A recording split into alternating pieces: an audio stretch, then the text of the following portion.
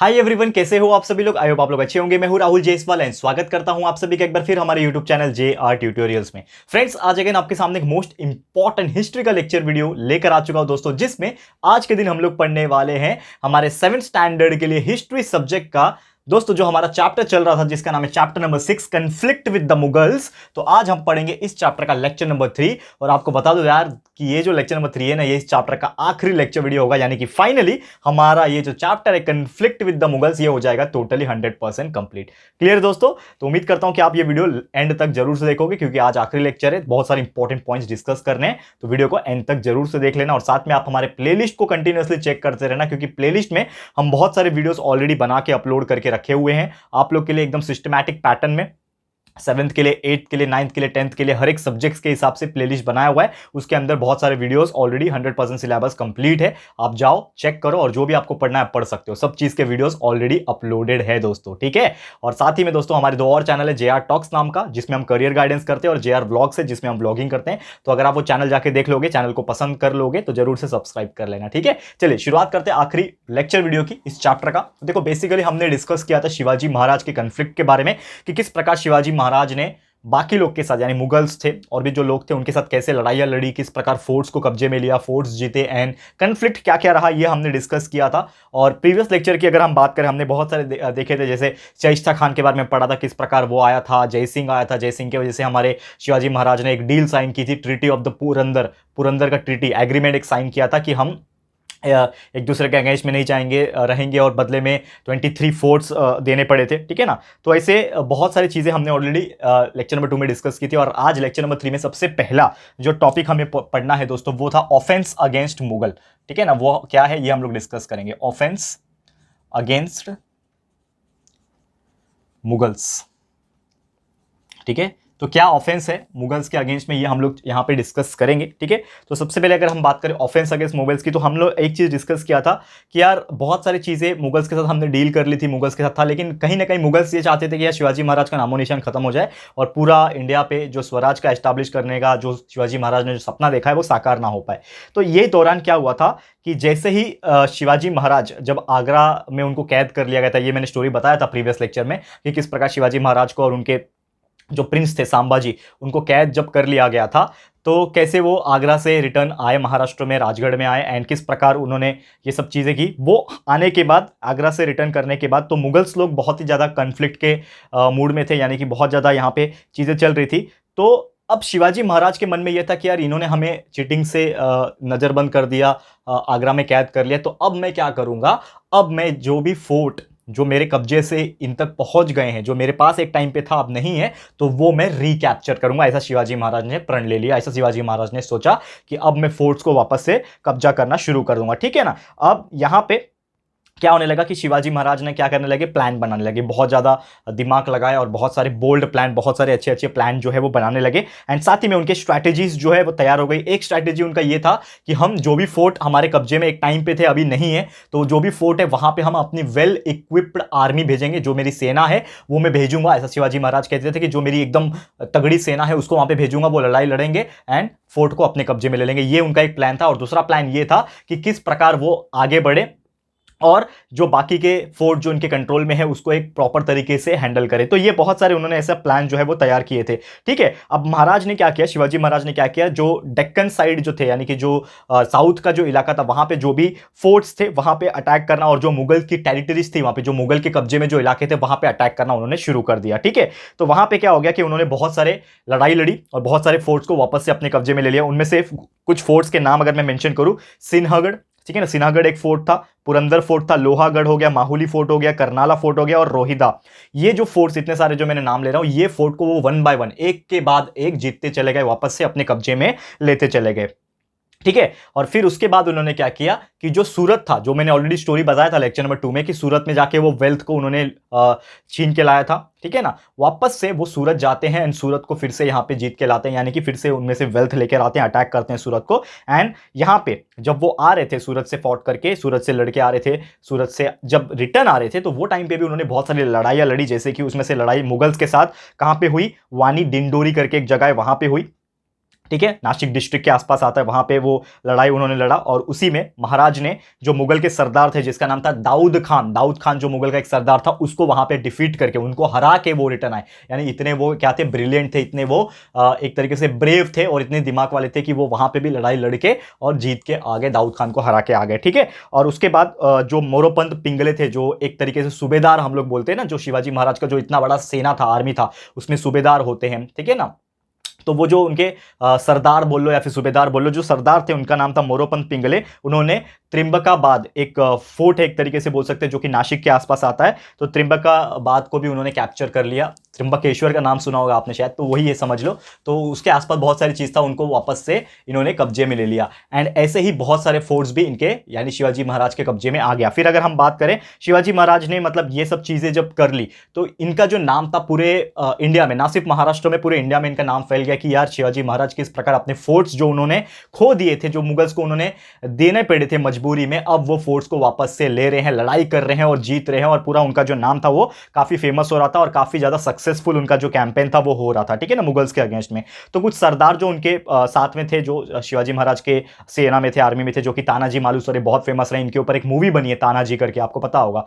तो तानाजी मालुसरे की वजह से ही कोंडाना जो फोर्ट था वो कब्जे में ले पाए थे। फिर जैसे मैंने मोरोपंत पिंगले के बारे में बताया, जो कि त्रिंबकाबाद जो फोर्ट था उन्होंने एक्वायर किया था। उसी प्रकार ऐसे बहुत सारे जो सरदार थे, प्रताप राव गुर्जर हो गया, इन्होंने अपना बहुत ही ज्यादा वैल्यूएबल कंट्रीब्यूशन दिया था शिवाजी महाराज के लिए, बहुत ज्यादा अपनी जान की बाजी लगा दी थी यार, मतलब जान निछावर कर दिया था। तब जाके शिवाजी महाराज के हाथों में ये फोर्ट जो थे, जो किले थे यार, ये वापस आ पाए थे। नहीं तो इतना आसान नहीं होता कि कोई एक व्यक्ति, मतलब शिवाजी महाराज भले ही बहुत पावरफुल थे, नो डाउट अबाउट दैट, बहुत पावरफुल, बहुत दिमागदार, लेकिन यार कोई इंसान अकेला नहीं कर सकता, उसको एक फौज की जरूरत पड़ती है to fight against Mughals. Mughals obviously बहुत विशाल थे, उनके पास बहुत ही ज्यादा ताकत था, बहुत ही ज्यादा सेना उनकी बड़ी थी, लेकिन फिर भी शिवाजी महाराज ने उनको धूल चटा दी यार, ये बोलने की बात है, बहुत बड़ी बात है ये चीज, ठीक है। लेकिन उनके लिए भी उनके जो सरदार थे, यानी जो सूबेदार थे शिवाजी महाराज के टीम में, जो शिवाजी महाराज की आर्मी थी, तानाजी मालुसरे पिंगले और जो प्रताप राव, ये सब बहुत ब्रिलियंट थे, बहुत ज्यादा ब्रेव थे। और यही सब चीज के वजह से धीरे धीरे वक्त बीतता गया, धीरे धीरे बहुत सारे फोर्ट्स हमारे कब्जे में आते गए। और जैसे ही बीता लगभग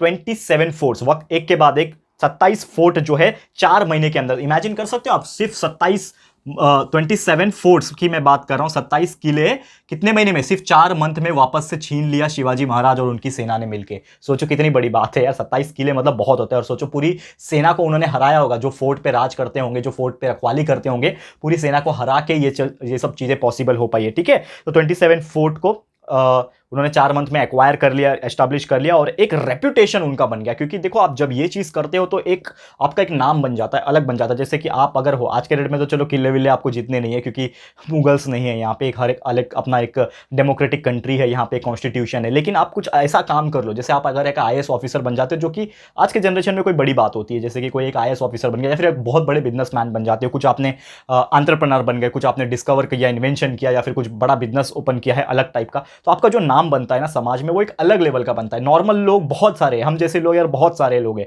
ठीक है, लेकिन आप कुछ ऐसा काम करो, कुछ ऐसा बड़ा काम करो कि लोग आपको पहचाने, लोग 10 लोग, 50 लोग, 100 लोग, लाखों, करोड़ों, हजारों लोग आपको पहचाने। इस प्रकार का काम आपको करना है। और ये मैं आपके लिए मैं क्यों बोल रहा हूं, क्योंकि यार आपके अंदर टैलेंट है, जो बच्चा देख रहा है ना यहाँ पे, आप सभी के अंदर टैलेंट है, लेकिन वो टैलेंट को पहचानो यार और उसको यूज करो। अगर आप ऐसा नहीं करोगे, लेट हो जाओगे ना, तो कहीं ना कहीं लाइफ में थोड़े पीछे रह जाओगे आपके बाकी फ्रेंड से। तो ये मेरी बात याद रखना, बस और कुछ नहीं है, ठीक है। तो ये होता है हमारा पहला टॉपिक। इस प्रकार मुगल्स के अगेंस्ट में शिवाजी महाराज का ऑफेंस था और इस प्रकार उन्होंने फोर्ट्स को, अपने किले को वापस जीत लिया।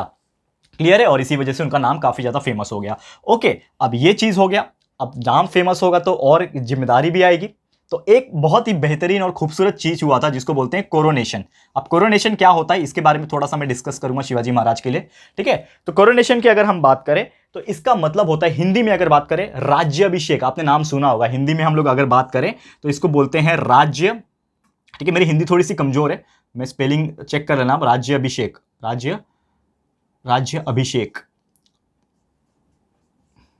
ठीक है, हिंदी में मैं लिख रहा हूँ, मैं बहुत कम हिंदी वर्ड लिखता हूँ क्योंकि मुझे आदत नहीं है लिखने की, लेकिन फिर भी आप समझ जाओगे। राज्याभिषेक करना यानी राज तिलक करना। जैसे कि अगर कोई महाराज, कोई नया राजा बनता है तो उसको पहली बार जब गद्दी पे बिठाते हैं, आपको पता होगा, तो उसको राज्याभिषेक करते हैं, राज्य तिलक करते हैं, यानी उनको कुछ मंत्र बोलने पड़ते हैं, कुछ तिलक लगाए जाते हैं, मालाएं पहनाते हैं। आपने देखा होगा ना, मूवीज बहुत सारे बने हुए हैं यार, मतलब छोटी छोटी, तो आपको पता होगा ये चीज मैं किसकी बात कर रहा हूं। तो राज्याभिषेक यानी कोरोनेशन का मतलब ये होता है। तो शिवाजी महाराज अभी तक ऑफिशियली गद्दी पे नहीं बैठे थे। स्वराज जो उन्होंने शुरू किया था, ये जो स्वराज जो उनका मेन फाउंडेशन जो उन्होंने शुरू किया था, लेकिन इसकी गद्दी पे वो बैठे नहीं थे।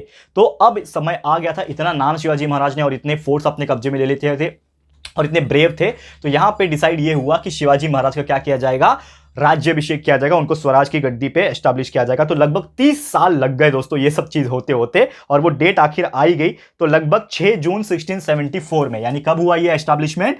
6 जून 1674, ठीक है ना, 6 जून 1674 में ये शुभ घड़ी आई और हमारे जो प्रिय शिवाजी महाराज, अपने छत्रपति शिवाजी महाराज है ना, इनको ये स्वराज की गद्दी पे बिठा दिया गया, यानी कि वो राजा बन गए, छत्रपति बन गए। छत्रपति क्यों बोला जाता है? छत्रपति का मतलब होता है राजा एक तरीके से। तो वो क्या बन गए थे? ऑफिशियली उनको अनाउंसमेंट करके ये राज्याभिषेक कर दिया गया और छत्रपति शिवाजी महाराज का उनको क्या मिल गया? दर्जा मिल गया, ठीक है। और ये जो कोरोनेशन हुआ था एक पंडित के निगरानी में होता। आप सभी को पता है, हम शुभ काम करवाते तो पंडित को बुलाते, तो उसी दौरान एक बहुत ही जाने माने ज्ञानी पंडित थे जिनका नाम था गागा भट्ट। ये क्वेश्चन पूछ सकता है आपको, इसके लिए मैं लिखा रहा हूं। तो गागा भट्ट करके एक पंडित थे, गागा भट्ट, ठीक है। इनके ही प्रेजेंस में, इनके ही निगरानी में शिवाजी महाराज को राज्याभिषेक किया गया था और गद्दी पे बिठाया गया था। ये आपको याद रखना है, हो सकता है एमसीक्यूज वगैरह में पूछ ले, टेंशन लेने वाली बात नहीं है, ठीक है। तो महाराज स्वराज की गद्दी पे बैठ चुके थे और वहां पे उनको दर्जा दे दिया गया था छत्रपति ऑफ स्वराज, यानी स्वराज के वो छत्रपति बन गए हैं, राजा बन गए हैं। और इस हिसाब से उन्होंने बहुत सारी राज्याभिषेक के दौरान बहुत सारी जो विधि होती है, जो नियम कानून होते हैं, वो सब चीजें परफॉर्म हुई थी। और यहां पर बोला जा रहा था कि अब यहां से एक न्यू एरा शुरू होता है, यानी कि स्वराज का एक नया अध्याय शुरू होता है। ये सभी चीजें होने लगी और धीरे धीरे इसी के दौरान बहुत सारी चीजें शामिल हुई, जैसे कि उनके नाम पे गोल्ड कॉइन, जो सोने की मुद्राएं होती है, जैसे वो जमाने में पैसा नोट वगैरह तो होता नहीं था, तो उस जमाने में गोल्ड कॉइन, जिसको हॉर्न कहा जाता है, ठीक है ना, गोल्ड कॉइन, वो टाइम पे जिसको हॉर्न कहते हैं, ये आपको मैंने डिस्कस किया था, हॉर्न, ठीक है ना। जब पुरंदर ट्रीटी हुई थी तो बहुत सारे हॉर्न देने पड़े थे मुगल्स को, आपको पता है। तो वही गोल्ड कॉइन को एस्टैब्लिश किया गया, हॉर्न को एस्टैब्लिश किया गया शिवाजी महाराज के नेतृत्व में। फिर कॉपर कॉइन को भी एक तरीके से लागू किया गया। कॉपर कॉइन को यहाँ पे नाम दिया गया है शिवराई, ठीक है ना। कॉपर कॉइन, जैसे ये गोल्ड कॉइन है वैसे कॉपर की भी मुद्रा है, कॉपर के भी कॉइन्स को लागू किया गया, जिसको शिवराय कहते हैं, शिवराय, ठीक है ना। तो ऐसा लागू किया गया शिवाजी महाराज के प्रेजेंस में, और वो सभी कॉइन्स के ऊपर लिखा था श्री राजा शिव छत्रपति, ठीक है ना, श्री राजा शिव छत्रपति, वो कॉइन के ऊपर लिखा। जैसे आज के डेट में सत्यमेव जयते लिखते हैं हम लोग कॉइन के ऊपर, भारत माता या फिर इंडिया गवर्नमेंट, इंडियन गवर्नमेंट लिखते हैं, ठीक है ना। ऐसे बहुत सारी चीज़ें लिखी हुई होती है। उसी प्रकार यहाँ पे शिव राजा शिव छत्रपति वैसा उसमें लिखा जाने लगा, एंड बहुत ज़्यादा रॉयल मुद्रा वगैरह यहाँ पे लागू होने लगी, ठीक है।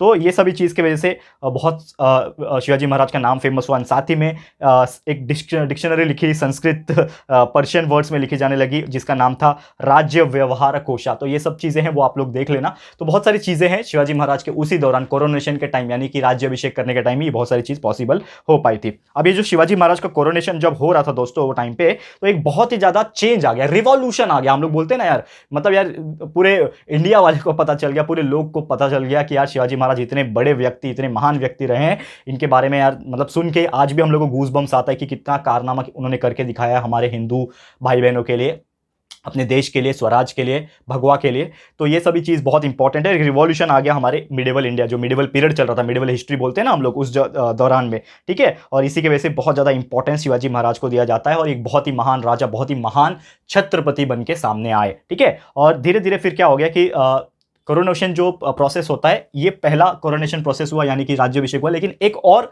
राज्याभिषेक उनका करवाया गया था। तो उसी के बाद लगभग 24 सितंबर 1674 को, देखो ये कब हुआ था, 6 जनवरी 1674 में। अब उसी के कुछ दिनों के बाद, लगभग कितना दिनों के बाद, यहां पे मैं डेट लिखता हूं, 24 सितंबर को, ठीक है ना, सेम डेट 1674 सेम ईयर में, मतलब लगभग 2-3 महीने के बाद फिर से उनका एक बार और राज्याभिषेक किया गया, फिर से एक बार और कोरोनेशन करवाया गया। और वो किसके गाइडेंस में करवाया गया था? वो निश्चलपुरी गोसावी, उनके प्रेजेंस में करवाया गया था। बेसिकली 2 ट्रेडिशंस होते हैं कोरोनेशन में भी, राज्याभिषेक करने के 2 तरीके होते हैं, 2 बोलते हैं ना हम लोग, परंपरा होती है, दो परंपरा होती है, ट्रेडिशन होती है। तो उसमें जो पहला परंपरा है वो होता है वैदिक के हिसाब से, दूसरा तांत्रिक के हिसाब से। तो ये दोनों ही परंपरा, दोनों ही ट्रेडिशन, वैदिक के हिसाब से भी और तांत्रिक के हिसाब से भी, दोनों हिसाब से उनका शिवाजी महाराज का दोबारा से एक बार कोरोनेशन हुआ, यानी कि राज्याभिषेक हुआ। और यहाँ पे शिवाजी महाराज को बहुत सारे ट्रेडिशंस के साथ और अच्छे से पूरा फंक्शन के साथ करवाया गया था, ठीक है ना। अब उसके बाद क्या हुआ, ये सब चीज होने के बाद अब वापस से काम पे लगना है, वापस से स्वराज का एस्टैब्लिशमेंट करना है, पूरा फैलना है। तो फिर से एक और चीज हुआ, दैट इज कैंपेनिंग हुआ। यानी कि शिवाजी महाराज यार इतने में थोड़ी ना शांत बैठेंगे, अब तो राज्याभिषेक हुआ, उसके आगे भी तो काम करना है। तो कैंपेन होने लगा साउथ की तरफ, ठीक है ना, कैंपेन ऑफ साउथ। अब इसमें क्या हुआ ये हम डिस्कस कर लेंगे, लास्ट टॉपिक है, इसको देख लो फटाफट से, फिर चैप्टर भी हमारा खत्म हो जाएगा, क्लियर है। तो कैंपेनिंग ऑफ साउथ में क्या होने लगा कि लगभग 3 साल राज्याभिषेक होके 3 साल जब बीत गए, तीसरे साल के बाद अगर बात करें 1677 में, 1677 में क्या हुआ कि शिवाजी महाराज जो थे यहाँ पे, उन्होंने सोचा कि अब किस प्रकार हम साउथ में भी अपना दबदबा बनाएंगे। जो पहले से मुगल्स के ऑक्युपाइड टेरिटरीज है, जो आदिल शाह के कब्जे में जो किंगडम्स आते हैं, जो राज्य आते हैं, उनको भी हम किस प्रकार कब्जा करेंगे और फोर्ट को, किले को जीतेंगे, ये सभी चीज होने लगा। तो वहां पे वो कहां पे चले गए, गोलकोंडा चले गए, ठीक है ना। साउथ में आपको पता है गोलकोंडा फोर्ट नाम सुना है कि नहीं, तो गोलकोंडा एक जगह है साउथ में, वहां पे वो चले गए और वहां पे उन्होंने कुतुब शाह के साथ एक ट्रीटी साइन कर ली। ट्रीटी मतलब क्या होता है, एग्रीमेंट, ये मैंने आपको बताया था। तो कुतुब शाह जो वो टाइम पे उसका राजा हुआ करता था, या फिर आप बोल सकते हैं एम्परर बोल सकते हैं, जो भी आपको बोलना है, कुतुब शाह के साथ उन्होंने एक पीस एग्रीमेंट, यानी कि एक बोलते हैं ना फ्रेंडशिप जैसा, कि हम भाई भाई जैसे रहेंगे, फ्रेंडशिप जैसे रहेंगे, उस प्रकार का उन्होंने एक डील साइन कर लिया। और उसके बाद धीरे धीरे करके शिवाजी महाराज ने वहां पे बहुत सारे किले को और बहुत सारे राज्य को जीत लिया, जैसे कि बेंगलुरु, आज के डेट में जो बेंगलुरु है वो टाइम पे बैंगलोर हुआ करता था, तो बैंगलोर को जीत लिया। फिर कर्नाटका में होसकोटे करके एक जगह है, वहां पे जीत लिया, जिंजी जीत लिया, वेलोर को जीत लिया। तो ये सभी जो है फोर्ट, जो तमिलनाडु में है, साउथ साइड में है, बहुत सारे जो आदिल शाह के जो टेरिटरी के जो फोर्ट्स थे उनको अपने कब्जे में ले लिया और फोर्ट को जीत लिया। ये सभी चीज उनके धीरे धीरे होने लगे और धीरे धीरे बहुत आगे वो बढ़ने लगे। एंड फिर इसी के बाद उन्होंने रघुनाथ नारायण जो थे, ठीक है ना, तो उन्होंने चीफ एडमिनिस्ट्रेटर के तौर पे उनको अपॉइंट किया। क्योंकि देखो अब शिवाजी महाराज तो पूरे इंडिया को अगर वो स्वराज में एस्टैब्लिश करना चाहते थे, तो पूरे इंडिया में तो रह नहीं सकते ना, उनको एक जगह पे रहना पड़ेगा। तो हर जगह वो रह नहीं सकते, एक ही व्यक्ति हर जगह तो नहीं रह सकता मैनेज करने के लिए। तो वहां को, उस जगह को मैनेज करने के लिए उन्होंने एक एडमिनिस्ट्रेटर, जो शासक बोलते हैं ना, वहां पे उसको अपॉइंट किया, जिसका नाम था रघुनाथ नारायण हनुमांटे, ठीक है। इनको अपॉइंट किया एज ए चीफ मिनिस्टर, ताकि वो इस इलाके का, टेरिटरीज का देखभाल कर सके और चीजों को मैनेज कर सके। फिर जो व्यंकोजी राजे थे, आपको पता है ये व्यंकोजी राजे कौन थे, जो कि शिवाजी महाराज के हाफ ब्रदर थे। हाफ ब्रदर यानी कि उनके फादर की सेकंड वाइफ के लड़के, यानी कि उनके भाई हुए, ठीक है। तो हाफ ब्रदर थे शिवाजी महाराज के, जो कि तंजावुर में उस टाइम पे राजा थे, रूलिंग थे। तो शिवाजी महाराज ने उनके साथ बातचीत की और उन्होंने बोला कि आप भी हमारे स्वराज में हमको मदद करो और हमारे चीज़ों को एस्टैब्लिश करने में हमें हेल्प करो। तो जो व्यंकोजी राजे तो थे, जो शिवाजी महाराज के जो भाई थे, कौन से भाई, यहाँ पे हाफ ब्रदर जो थे, तो उनके साथ व्यंकोजी राजे ने क्या किया, जो तंजावुर था ना, उसको यहाँ पे एक तरीके से ऑक्युपाई किया और उसको आर्ट और लर्निंग में बहुत सारा एनकरेजमेंट किया। फिर जो सरस्वती महल था वो उधर पे बहुत ज्यादा वर्ल्ड फेमस था। एंड साथ ही में धीरे धीरे बहुत सारी चीजें होने लगी। फिर एक के बाद एक पूरा जो साउथ का इलाका था, उन्होंने बहुत सारी चीजों को अपने कब्जे में ले लिया। तो धीरे धीरे ये चीजें बहुत ज्यादा आगे बढ़ती गई और शिवाजी महाराज इसी प्रकार बहुत सारे अपने एस्टैब्लिशमेंट और स्वराज को करने लगे। लेकिन धीरे धीरे बोलते हैं ना हम लोग कि जब कुछ अच्छा समय आता है तो लाइफ में कभी भी कुछ भी हो सकता है। तो एक समय आया, बहुत सारे समय बीतने के बाद और बहुत सारे कारनामे, अच्छे कारनामे और विक्ट्री करने के बाद, बहुत सारी जीत हासिल करने के बाद, शिवाजी महाराज जो है लगभग 3 अप्रैल 1680 में, देखो ये कितने समय की बात बोल रहा हूं मैं, ये टाइम पे उनका क्या हो रहा था, राज्याभिषेक हुआ। और लगभग 1680 में 3 अप्रैल में, डेट लिख देता हूं यहां पे, 3 अप्रैल 1680 में शिवाजी महाराज की क्या हो गई दोस्तों, डेथ हो गई, ठीक है ना। ये हमारे लिए बहुत दुख की बात होती है, अभी भी आज हम लोग सुनते हैं ये सब चीज। तो यार महान राजा थे, बहुत सारी चीज थे, लेकिन 1680 में डेथ हो गई। और डेथ कैसे हुई, उनको कुछ बीमारी हो गई थी। यहाँ पे आपके सिलेबस में मेंशन तो नहीं है, लेकिन जहां तक मेरे को नॉलेज है मैं आपको बता दूं, उनको कुछ पेट से रिलेटेड, स्टमक के रिलेटेड कुछ बीमारी हो गई थी, जो कि ठीक नहीं हो पा रही थी, इसके वजह से उनकी डेथ हो गई। मतलब एक तरीके से आप बोल सकते हो नेचुरल डेथ विद डिसीज ऐसा हो सकता है, यानी कि किसी ने उसको मारा नहीं है। शिवाजी महाराज के अंदर इतना ताकत था कि कोई उसको हरा नहीं पाया, लेकिन खुद की बीमारी ने शिवाजी महाराज को हरा दिया। ये हमारे लिए बहुत दुख की बात है। लेकिन 1680 3 अप्रैल के दिन, वो उस दिन शिवाजी महाराज का देहांत हो गया वहां पे। एंड उनका जो एज था वो टाइम पे सिर्फ 50 साल के थे, वो सिर्फ 50 ईयर्स के थे उस टाइम पे, शिवाजी महाराज की डेथ हो गई, ठीक है ना। और धीरे धीरे ये जो ब्यूटीफुल एरा जो चल रहा था, जो स्वराज चल रहा था, उसका जो एरा था, बहुत ही ब्यूटीफुल जर्नी, वो वहां पे आके खत्म हो गया। क्लियर है दोस्तों? तो उम्मीद करता हूं कि ये चीज़ आपको बहुत अच्छे समझ में आ गया होगा। एंड यही था दोस्तों हमारा आज का लेक्चर वीडियो, जिसमें हमने आपको बहुत सारी चीज़ें एक्सप्लेन की रिगार्डिंग मुगल्स के अगेंस्ट में कैसे ऑफेंस किया उन्होंने कोरोनेशन 2-2 बार, और साउथ में कैसे कैंपेन किया और बहुत सारे फोर्ट्स को अपने कब्जे में लिया, ये सभी चीज़, और उनकी डेथ कैसी हुई, ये सभी चीज़ हमने डिस्कस कर ली। क्लियर है? तो उम्मीद करता हूं कि हमारा आज का लेक्चर आपको अच्छा लगा होगा। और इसी के साथ आपको बता दूं कि ये जो चैप्टर है जिसका नाम है कॉन्फ्लिक्ट विद द मुगल्स, ये भी होता है दोस्तों समाप्त। टोटली 100% चैप्टर हमारा कंप्लीट हो गया। ऐसे ही और चैप्टर्स हम आपके लिए कंटिन्यूअसली लेकर आते रहेंगे। तो आपको प्लीज हमें कमेंट करके बताना है आपको कि ये वीडियो, ये लेक्चर वीडियो और ये चैप्टर आपको कैसा लगा है। प्लीज हमें कमेंट करके बताना, अपनी राय और सजेशन जरूर से देना दोस्तों। वीडियो अगर पसंद आया है, अच्छा लगा है दोस्तों, तो प्लीज वीडियो को लाइक कीजिएगा, शेयर जरूर से कर देना यार। अपने सारे फ्रेंड्स एंड रिलेटिव्स को फटाफट से शेयर करो, बताओ कितनी ब्यूटीफुल स्टोरी है यार शिवाजी महाराज की। लोगों को पता ही नहीं, अपने खासकर महाराष्ट्र के लोगों को ही नहीं पता है यार। तो यार प्लीज शेयर करो यार, जाके फटाफट से शेयर करो और स्टोरी बताओ उनको कि यार कितनी बेहतरीन स्टोरी है। शेयर कर देना अपने सारे फ्रेंड्स एंड रिलेटिव्स को। एंड साथ ही में अगर आपने अभी तक इस चैनल को सब्सक्राइब नहीं किया है तो फटाफट से हमारे चैनल को सब्सक्राइब कर देना। साथ में एक बेल आइकन होता है, उसको प्रेस कर देना, ताकि फ्यूचर में हम कोई भी वीडियोस को अपलोड करेंगे तो आप लोग को नोटिफिकेशन मिलती रहेगी। ठीक है फ्रेंड्स, तो मिलते हैं हमारे अगले वीडियो में। ये वीडियो देखने के लिए thank you and good bye.